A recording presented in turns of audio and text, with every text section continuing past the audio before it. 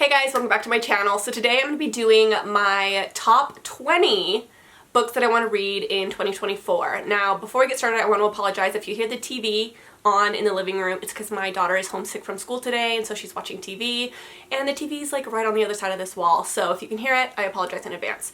But usually, as you guys know, I've done these videos like I think 4 years now, and I've always done top 10. Just top 10 books I want to read in the year. But this year I decided to do top 20 only because I wanted to try something different. And I just want to have more books on the list just to see how many I read if there were 20. I don't know. It's just fun to try new things sometimes. And I wrote it in my reading journal. Let me find the page. So I feel like I'm gonna do pretty good because a lot of these books I'm like so excited for. The only thing I'm worried about with this is the fact that there's a lot of fantasy on this list, and I don't read like a ton of fantasy in the year. Like I'll usually kind of stick to maybe like 3 series or maybe like a couple standalones, but on this list this year I have so many fantasies that I want to read on my shelves, and I just couldn't choose which ones I wanted to read more. So I have a feeling that if I struggle with any of these books, it's gonna be one of the fantasy books, just because there's quite a bit on here. So I already have read 2 books of the top 20 books I want to read this year, so I'm already ahead of the game. Like I've already read 2 of them. So the first book on the list, or books I should say, but technically it's just book because I want to at least read the first book of the series, is The Kingdom of the Wicked. So my husband got me the box set for Christmas because I've been wanting to read this for a while, and I read Carrie Maniscalco, her Stalking Jack the Ripper. I just read the first book in that series and it was okay. Like I didn't love it, so I never continued on with it, but I really want to read these just because I feel like they're going to be up my alley. Like I feel like I'm going to like them. Yeah, these look like they're going to be pretty quick and easy to get through, and the freaking maps are gorgeous. Do you know what? I feel like the same person that did these maps did the Once Upon a Broken Heart series. I'd be very curious to know if they're the same artist because they look very similar. But anyways, I want to read at least the first book in the series, Kingdom of the Wicked. So the next book on this list is Caraval by Stephanie Garber. As you guys know, I read Once Upon a Broken Heart series last year, and it was my favorite series like for a long time, that I've read for a long time. I think it was the only full series that I completed. Actually, I take that back. I finished a couple duologies, but that was like one of my favorite series that I've read in a really long time, and so I really want to read Caraval and hopefully the entire series. I have the first 2 books. I don't actually have the last book yet, but I think I'm going to like these. I really love Stephanie Garber's writing, so hopefully I like these as much as Once Upon a Broken Heart series. I have a good feeling about it, so I really want to read this. The next book I want to read is a book that I picked up recently, but I am so excited to read this. So I am on a Facebook like new adult, young adult, fantasy group or whatever, and I asked if anybody knew of any good duologies because I am a duology person. I love duologies. They're like my favorite way to read like fantasy, and there were so many great recommendations, but this is the one that stuck out to me the most. Plus it has really high ratings, and I've never heard anybody talk about this on YouTube before. So it's called September Doves. This is the first one in the duology, and this is a new adult fantasy. So to be honest, I don't know a ton about this series, and I kind of want to go in blind. But when I saw that the ratings were really high and that it was a duology and it was new adult, I was like, I'm gonna do it. I'm just gonna jump in blind and kind of see what I think about it, and I cannot wait to just like read this. I don't know. This is one that I'm really excited to get to probably soon. So September Doves is the first book. I can't remember what the second book is called, but that is next on the list. The next fantasy that I'm excited to read is another duology, and it is One Dark Window. So I asked for this for Christmas, and I did not get it for Christmas. So all the books that I really was hoping to get for Christmas, I just went online like the day after Christmas and ended up buying the books that I wanted that I didn't get. Let me drink my coffee. And this was one of the books. And this is One Dark Window by Rachel Gillig, and this just blew up in 2023. Like everybody and their mom was reading this book, and because it's a duology, I'm really excited for it. And I'm not even exactly sure what this is about, but I've heard it's really kind of dark, maybe a little gothic, and I've also heard that it is very unique. Like it's a very unique storyline, which I love unique books that don't feel like the same thing over and over and over again. So I'm super excited for this one, and your girl loves a duology, so this one's gonna be really fun. The next one is Half a Soul by Olivia Atwater. So this is another fantasy. So this one is one that I've heard really good things about, and I've heard it's very like fairy tale like. And because I loved Once Upon a Broken Heart so much, which is a very fairy tale type of story, this is another one I don't know too much about. I think that this is a duology as well. I'm not 100% sure, but I think I have high hopes for this. I do think that this is a bit more cozy. I've never personally read too much cozy fantasy, but not Once Upon a Broken Heart, The Ballad of Never After had like some really cozy like scenes in it that I really adored. And so I'm thinking that I might be kind of a cozy fantasy person, so I want to try it, and I think, not 100% positive, but I think this does have some of that cozy fantasy vibe in it. So the next book is In 5 Years by Rebecca Serrell, and as you guys know, I picked this for my TBR for this month, and I haven't read it yet, but it's only like January 10th, so I still have like half a month to go. But this is like a romance with like a time travel element in it, and this has been on my TBR for about a year. I think I got this at some point last year, and I'm really wanting to read this. I heard this is like really hard hitting, like a lot of people said they cried with this book. So I'm excited for this. I do really like hard-hitting romances. I think they hit really hard and they're really good, so hopefully I like this one. So the next book is actually one that I don't own yet, and I don't have too many on this list that I don't own yet, but there are definitely ones on this list that I know I'm gonna get eventually and I am going to read. I just don't have them yet. And the next one is Ruthless Vows by Rebecca Ross, and as you guys know, I read Divine Rivals this past year. I haven't wrapped it up yet or reviewed it yet. I've been so backlogged with my videos that I haven't done a reading wrap-up video in a while, so I have so many books that I need to talk about. But I did read it at the end of last year, and I did like it. I gave it 4 stars, and I'm really excited to kind of see where the story goes because I have no idea like what's gonna happen. It kind of ends on a cliffhanger, so I'm really excited for this one. I still have to buy it, but I think this one is gonna be really good. So the next book on this list is 7 Days in June by Tia Williams. This one has been on so many flippin' TBR videos, and I have not read it yet. I don't know what is stopping me from reading this. Don't you hate that? When like there's a book that you really want to read, but there's something stopping you from reading it, and I don't know if it's because there's like a major hype with this one, and a lot of times when a book has a ton of hype, there's something about it that makes me like nervous to read it. I don't know why, but this is one of those books where I just like, I know it's gonna be good. I know I want to read it, but why am I not reading it? I don't know.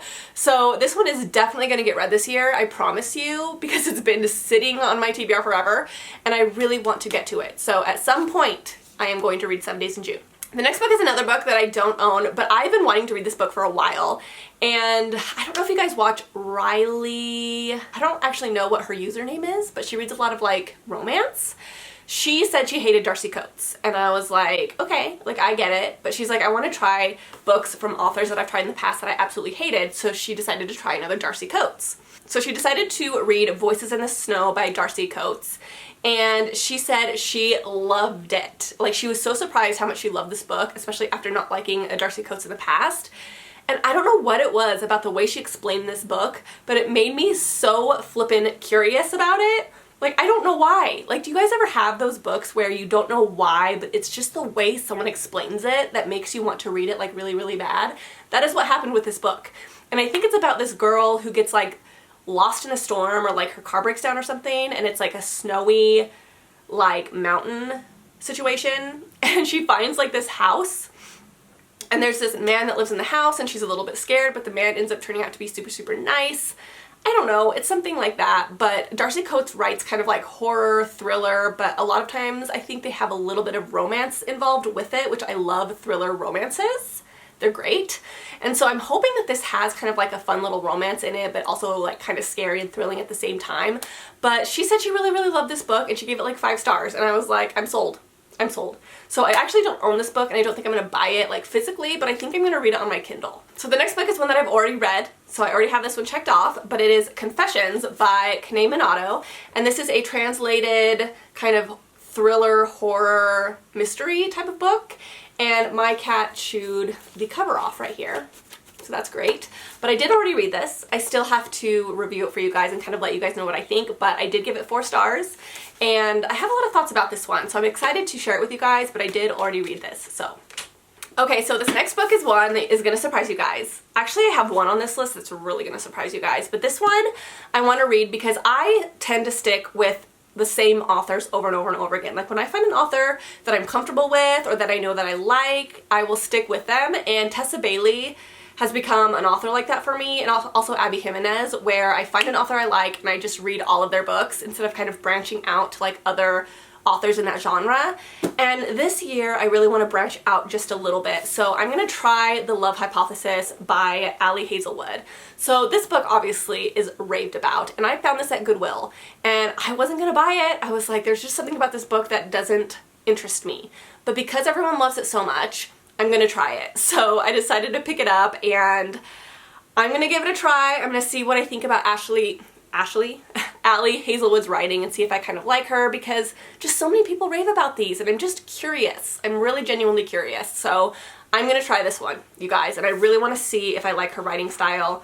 I think I'll probably end up liking this. I'm just being really freaking stubborn. You know what I mean? So that is on the list. So the next book on this list is A Song for the Wild Built by Becky Chambers. So I actually started this book. This was on my TBR for this month, and I just wasn't in the mood for it. Like, do you ever start reading a book and it's not that you're hating it or anything, but you can just tell the vibes just aren't matching with your mood? That's kind of how this one was, and I think I tried to pick this up right after I read Confessions, and I just didn't want like something so serious, which is kind of a lie because then right after this one I ended up picking up The Road, which is just as serious, but I don't know. There was just something about this one that wasn't hitting right, and I know that I could really, really like this book, but I have to read it at the right time, and I'm not gonna like force myself to read it just for like no reason. So I'm actually gonna save this one and read it at a different time because I still really want to read it. It just wasn't doing it for me at the time, and I know that it was just because of my mood. Alright, so this is another one that I've already read, and it is Lore Olympus Volume 5, and I just actually finished this, and I gave this 4 stars. This one was really, really great. It definitely, like, takes a turn in the romance department, which is really, really great. It kind of amps up in that area because the first 4, you're kind of waiting for like this romance to kind of like amp up, and in this one it finally did, which is really, really nice. So I love these, as you guys know, and I need to buy Volume 6 now because Volume 6 is out and I just don't have it yet, but I just love these. They're such enjoyable little books. Like, if you haven't read these, read them. They're so good. So this next book is one of those that I really want to read. I've been wanting to read it forever, but I just keep putting it off. And I feel like out of any of the books on this list, this one is probably one of the ones, if I don't finish them all, this is probably one of the ones that I won't be finishing, just because I have a feeling, you know? Like, I just keep putting it off, and it wouldn't surprise me if this is just one of the ones that I don't get to. And it's The Book Thief by Marcus Zuzak. So this is like such a well-known, popular, like classic book. Everyone loves it. And I just haven't read it yet because I'm being a flippin' stubborn little reader. And I know I'm gonna like it. Like, I truly know I'm gonna like it, but I don't know what it is that kind of like keeps me from reading it, and I think it's because I know it's sad, I know it's like really hard hitting, and I always feel like I'm not in the mood for something like that, which is silly because when are you going to be in the mood for like a sad book? You know what I mean? Like, I'm always in the mood for like contemporaries or like happy books. But these are ones that you almost have to just like choose to read and just like really immerse yourself into them, and you'll end up liking them, but you just have to like do it. You know what I mean? So I do want to read this. I'm just being, like I said, stubborn. So the next book I really want to read is a book I've been wanting to read for a long, long time. And I kind of want to read this book because I want to try it out before I let Elena read it, because I just want to kind of like see if she would like it or see if it's like good for her to read, I guess, before she reads it. But it is Fish in a Tree by Linda Mullally Hunt, and this is about a girl in middle school who is dyslexic, and it kind of is her story of accepting that part of her, which I love the idea of that, and I've heard amazing things about this book. Like, this is the top book, or one of the top books for dyslexia reading, so I really want to read this, and I want to see if I think that she will like it. This is like a middle grade, so it's going to be a really, really easy, quick read, but I'm just really curious about this because I think it would be really, really great. So hopefully Elena will like this, hopefully I will like it, and then if we like it, maybe Emery would like to read it. So this next one is really going to surprise you guys, like really going to surprise you guys. Because it surprised me that I wanted to read this, but I started seeing people's reviews on this book, and this is one of those examples of maybe I just read a book by this author that didn't suit me, plot-wise, you know what I mean? And I feel like the synopsis and the plot of this book could be really good, and I think that I could really, really like it, and I think it's because it's of my age, right?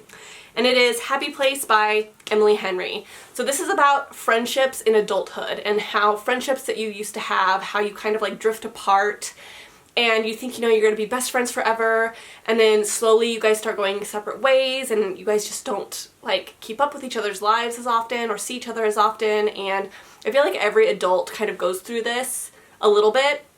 And I just find that really interesting. Like, I've never really seen an author write about friendships in this way, and I think it's going to be a really, really interesting read. And I know it just is crazy because I'm always like ranting about Emily Henry, but I do really want to read this. I think it could be a book that I really end up liking. The next book is another book that I actually don't own because it's not out yet, but I guarantee you I'm going to be reading it, and that is Just for Summer by Abby Jimenez. As you guys know, I said earlier in the video, I love Abby Jimenez. She's one of my favorite romance authors, and this is her newest book coming out this year, and it sounds so flippin' cute.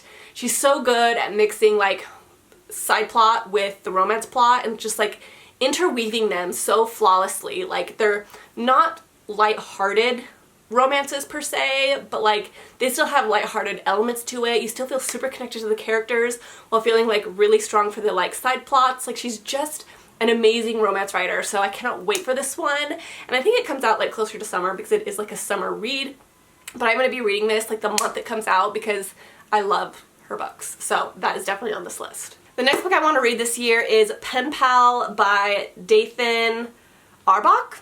And as you guys know, this was on multiple TBRs last year, and it was just one of those books that I never got around to whenever it was on my TBRs.